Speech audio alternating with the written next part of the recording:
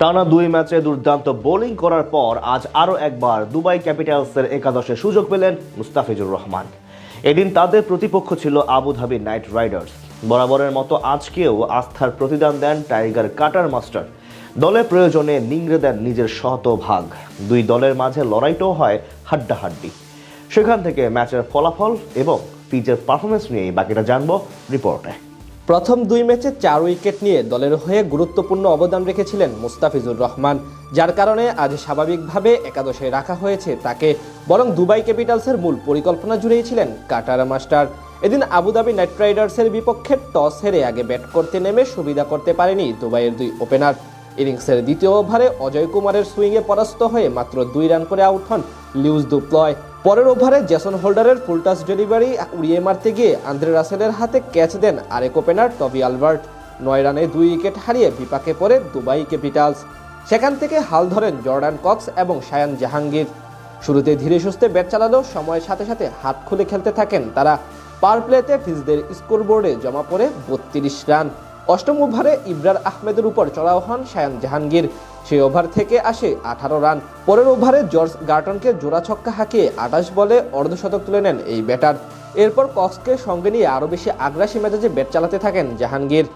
১৪তম ওভারে ৩০ বলে ২৯ রান করে বিদায় নেন কক্স। তবে নিজের জায়গা থেকে অ্যাপ্রোচ বজায় রেখে তাণ্ডব অব্যাহত রাখেন জাহাঙ্গীর।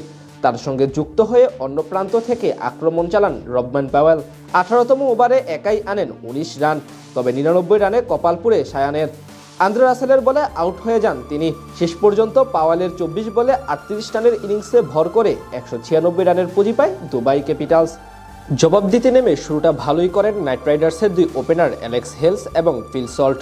যদিও দ্বিতীয় ওভারে বল করতে এসে তাদের দারুণ চাপে রাখেন মুস্তাফিজুর রহমান। ৩টি ডট সহ সেই ওভারে খরচ করেন কেবল ৭ রান। তৃতীয় ওভারে ডেভিড উইলির শিকার বনে প্রথম ব্যাটার হিসেবে আউট হন ৭ বলে ১১ রান করা অ্যালেক্স হেলস। পরের ওভারে আবারও অ্যাটাকে এসে একটি ৪ হজম করে মাত্র ৮ রান দিয়ে যান মুস্তাফিজ। প্রথম ২ ওভারে তিনি ব্যয় করেন মোট ১৫ রান। এদিকে শেরফান রাদারফোর্ডকে নিজের দ্বিতীয় শিকার বানান উইলি।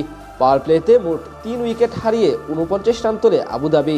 এক প্রান্ত আগলে রেখে ব্যাট চালিয়ে যাচ্ছিলেন ফিল সল্ট। ৩৩ রানে তাকে থামান ওয়াকার সালাম খেল। শেষ ১০ ওভারে তাদের জয়ের জন্য দরকার ছিল ১২১ রান।